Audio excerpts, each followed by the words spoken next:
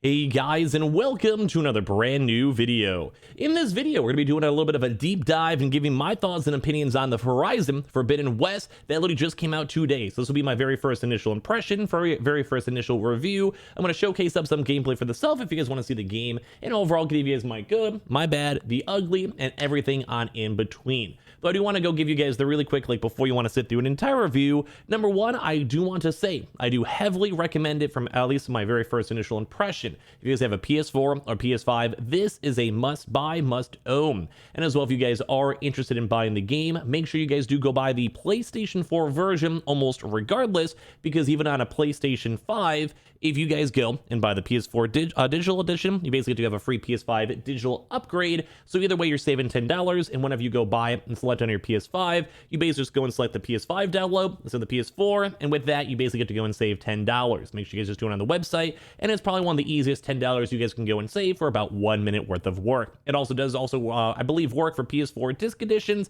You just have to make sure you have the disc installed into your PlayStation 5 when you go and do that. So that's the very first initial, make sure you guys do that if you guys are intrigued on the game. And let me kind of give you guys my unbiased and kind of somewhat quick initial first feedback on Horizon itself.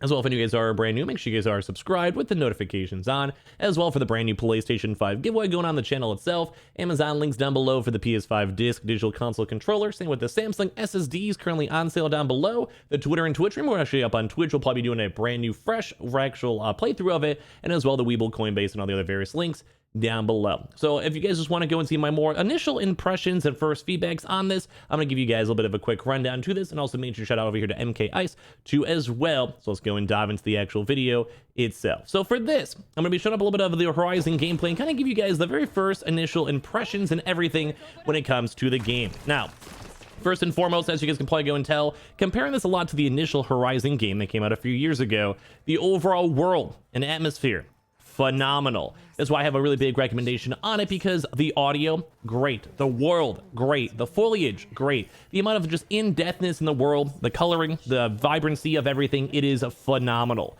And I think my first initial review is, although I do recommend you guys buying it and getting the game itself, I'd probably put it like a very nice 9 out of 10. It's a very high up there, very polished, and a game you can definitely go and tell there's a lot of love into. Although I do want to always remind you folks that there is a lot of RPG elements mixed on in. So think story building, think like lore building, and although there's a lot of really cool fights like you're about to go and have a chance to go and see over here, thanks MK, it goes and it's kind of all over the place. So it's like a really good progression system where it has a good skill-based system. So you have a chance to go and kind of play your character how you want to go play it. You have basically a lot of different types of gadgets and utilities, and you can kind of essentially play the game however you want to. If you want to just go run straight into it and try to destroy this creature, you literally could. If you want to be a little bit more on the stealthier side like this, you literally can. You could use the foliage to your advantage. You could use your abilities and basically stuff on your character to any type of advantage to go play how you guys want to go play. And that's a very, very good perk, because some games are a little bit too stun-locked into doing the same 2-3 things, and there is quite a bit more open, wide progression when it comes to how you can utilize your character. This also kind of goes to the many various vast different amounts of characters too as well,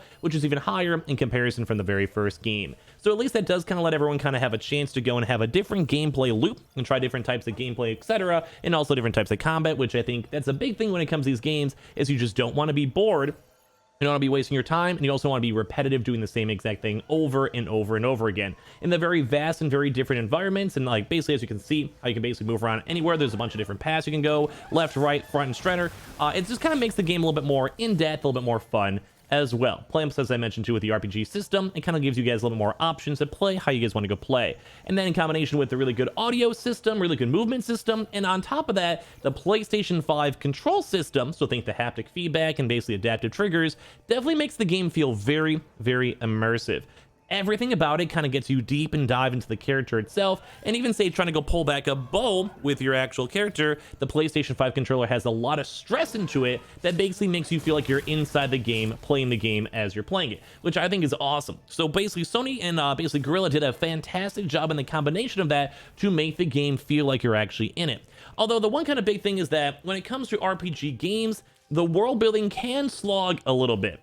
Now, I'm someone who's definitely played a lot of different types of RPGs, Witcher, Skyrim, etc., so I don't necessarily mind too much if there's a longer-winded story, or if you have to look through the world for lore books, etc., etc. Although, I do believe they kind of toned it down a decent bit in comparison to the very first Horizon. The very first Horizon was kind of a slog, and at least for this one, as you guys can even see, has a little bit more of a big cutscene push.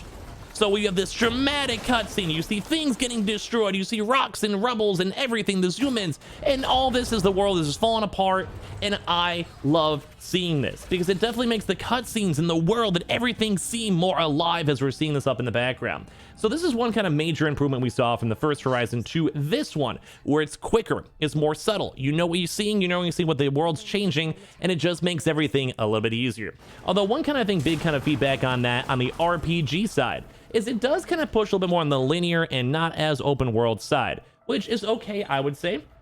Some people kind of prefer like a big open world game like say a Breath of the Wild, and some people are okay with a pseudo open world with a little bit more of a linear track path of where you're supposed to go next. So it's kind of a little bit of a mixture of the two on that one depending on the area and where you're at, although it does have a little bit more of a linear based push if you compare it to say like a Breath of the Wild or say like a Skyrim, etc, etc. So it still has their RPG elements, although not as hardcore and defined. But that's one kind of cool thing is that at least with this, you can still experience and utilize and kind of feel the overall world and environment as you're progressing through the game. And as well too, the one kind of nice thing is that, although I'm not showing it, when it comes to the characters, there's actually a lot of different types of characters when it comes to towns and town involvement. So you also have these really cool action sequences where you're going through stuff and you're taking down mobs and taking down enemies and progression through the story, but there's also a lot of really good RPG side of seeing like these live worlds and live towns and live characters that you basically get to go and grow and learn and get used to, which I think is absolutely awesome.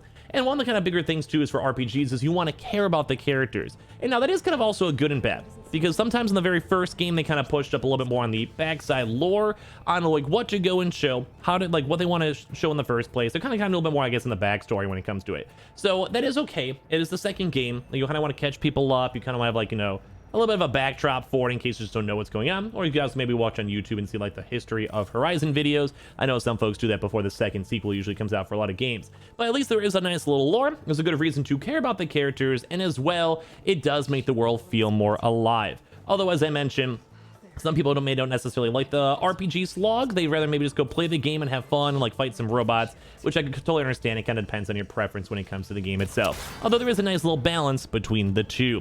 But I do like seeing like a more involved world, a more bigger world, and kind of seeing how the world's going to turn into too as well.